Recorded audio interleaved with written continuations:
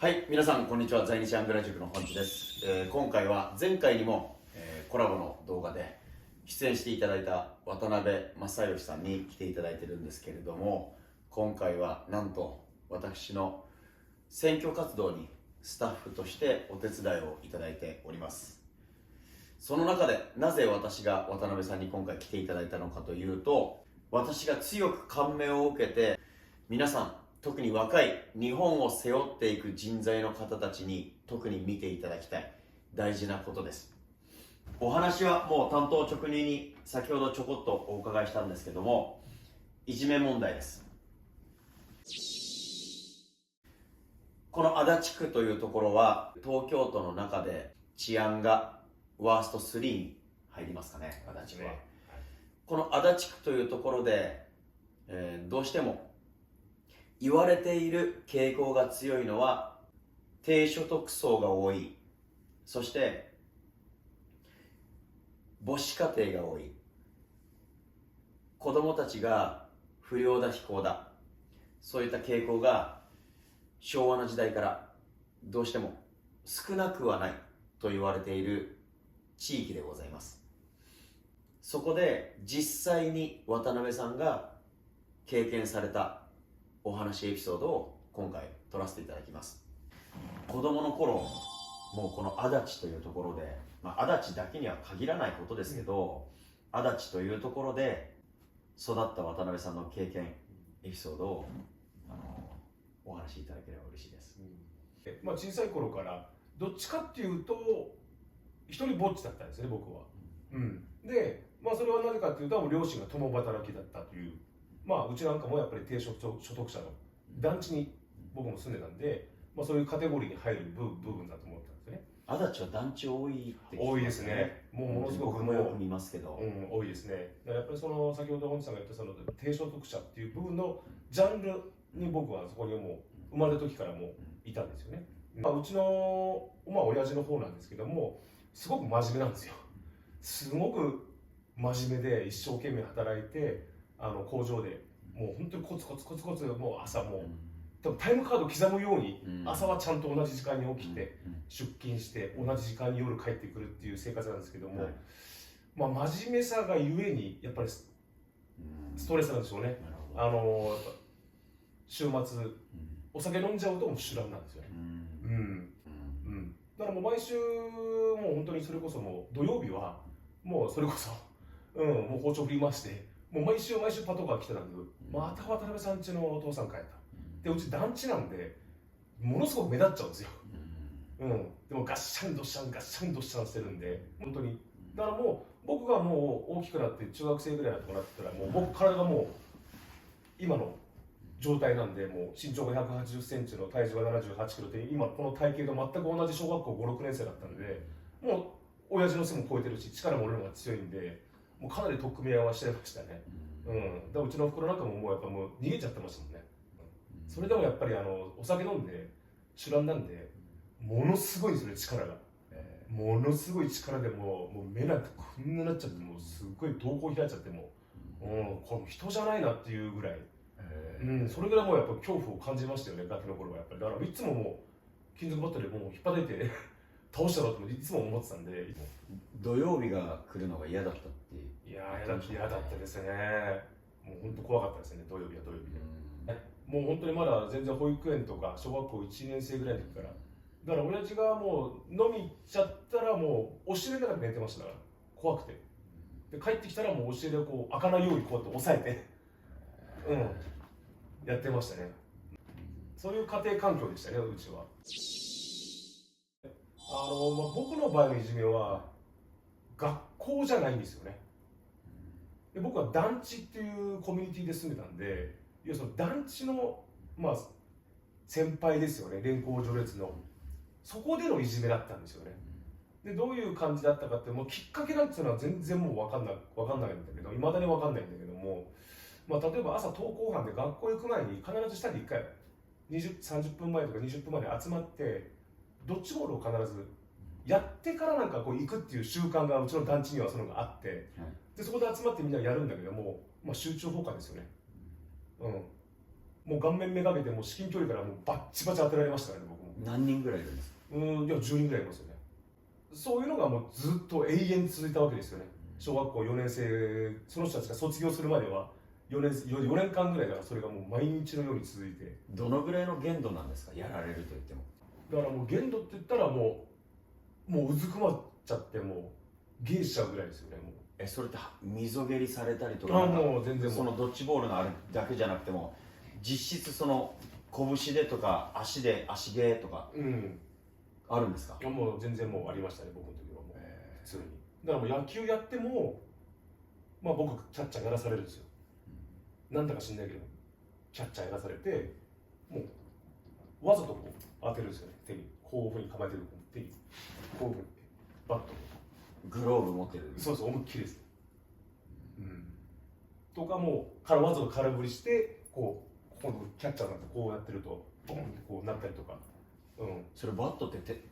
木のバットですよね。そうですね、金属もあったし木のバットもあるし、だからものすごい痛いですよ。でもヘルメットとかはないですもんね、当時ないんで。普通、そういうのはもう日常茶飯事ですよね。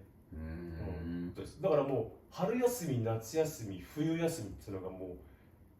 うなんていうんですか、なんとも言えないですもん。嫌で嫌で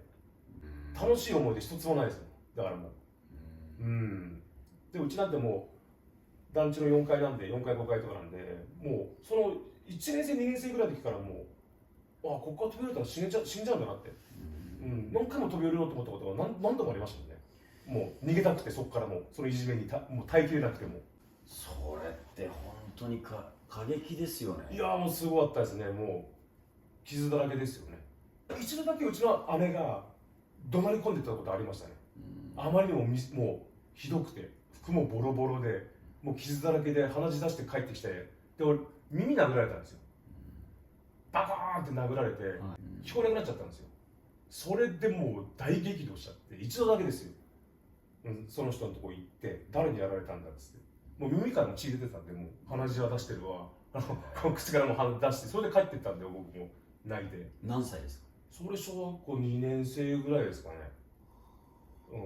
それ1回きりですね。でそれで収まるのかなと思ったんだけど、収まらないんですよね、通常通り。だから今度は傷つけないように、怪我しないように程度の、陰険な陰湿ないじめですよね。そういうのはもうありましたね。その時タイムリーな心情はどういう心境でしたか？いやもう心境自体はもう死にたかったですよね。もう生きててもこんなの苦しくてしょうがないですよね。誰に訴えても助けてくれるわけでもないし、でも毎日は朝は来るし、で行かなきゃならないし、だから僕学校行かなくなっちゃったんですよ。だから逆に登校班行ってから僕一人で登校してました。一人で。学校自体は好きなんですよ。楽しくて。ただその団地に住んでるから逃げ場がないんですよね。そこに寝泊まりしてるわけじゃないですか、団地で。その時にいじめに遭ってる当時、その時ってどうしてほしかったとかありますか？誰かこういう人間がいたらこうだっただろうとか、今これを見てくれてる方が、若い人材がタイムリーにその今経験されてる人がもしいるんだったら、これをきっかけにこうなんだ、今僕こうなんです、私こうなんですっていうものをどういうふうに打開していけるのか。まずあれですね、僕の経験から言うと、僕がそれができなかったからあえて言うと、やっぱり話を聞いてくれるそういうホットラインみたいなのがあったらよかったなと。僕らの時代ってやっぱりもう僕小学校1年生とかだともう45年前、もう古い時代になっちゃう、昭和の時代になっちゃいますけど、そんなのがないんで、もうなんか気合と根性で乗り切れみたいな、そうですね、そのレベルじゃないですか。泣いて帰ってきたらもうそのままやり返してこいっていう時代ですもんね。だからもうそのレベルで骨を折られようがないでしょうが、なんか茶菓子持ってメロン持ってすいませんでしたうちのバカ息子がみたいな、そういう時代だからね、あんたもあんたで悪いのよって、何もしてないのにいじめられて、あんたもいじめられるあんたが悪いのよって意味が分かんないこと言われて、もうちんぷんかんぷんで俺らが本当に。だから今もしくはタイムリーにそういういじめとか学校、職場でもありますよね。そういった部分で人に打ち明けられないとか、家族、身内、に打ち明けられないっていう部分でやっぱ苦しんであれば、そういうホットラインみたいな場所があった方が僕はいいと思いますね。電話番号かホットラインかなんかもう設けましょそうですね。う。もうすぐ。そしたらもうそこで解決策どうしたらいいんだとか、まあ、そこに付属していろんな悩みとかあるとは思うんですよ。ここ電話番号ありますよね、会社で。会社ありますよ。そこホットラインで、子供たちがすぐ電話できるような環境を作りましょう、その番号で。だからやっぱりこう話を聞いてくれるだけで解決できるできないわかんないですけども、話を聞いてくれるだけですごいスッキリするんですよね。そうですよね。で今は昔と僕らの時代と違って、その SNS ですごいじゃないですか。叩かれてとか、すごいそう LINE でも何でもそうなんですけど、陰湿に言葉攻めで精神的に追い詰められていくっていうのを僕もテレビで見てて、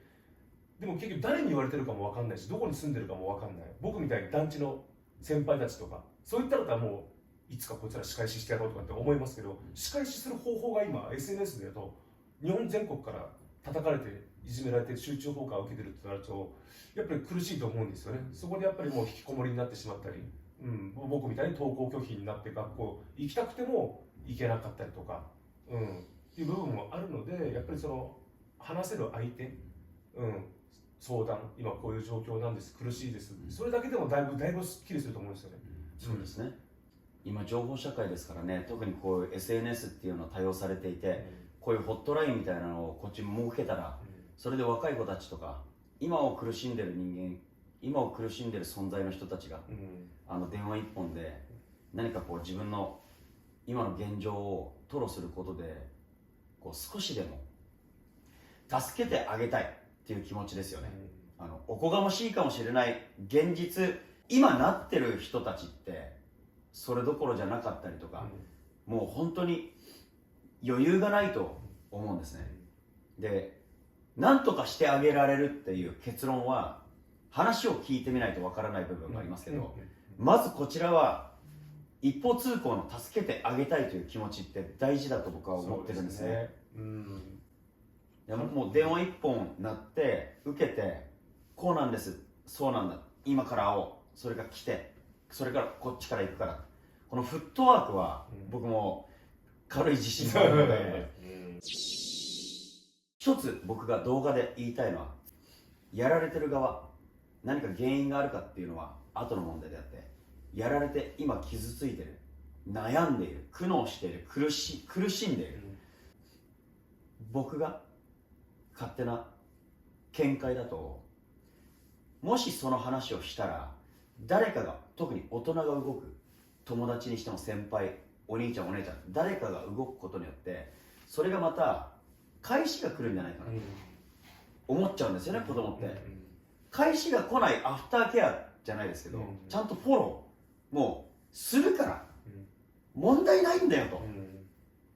大人は知識量と経験は子供よりもどうしてもあるじゃないですか。子供は大人よりも知識と経験量がどうしても少ないんで、振り幅がどうしようっていうふうに思ってると思うんです。絶対なんとかできるんですよね。絶対っていうものは何の保証もないことじゃなくて、無責任な言葉の絶対じゃなくて、安心につなげられる絶対なんですよ。大人がいれば。もうそんなのあっちゃいけないじゃないですか。そうですね、本当そう思いますね。だからぜひとも、今苦しんでる子たちにもやっぱり言いたいのはそこですよね。絶対諦めないでくれと、一人ぼっちじゃないんだよと、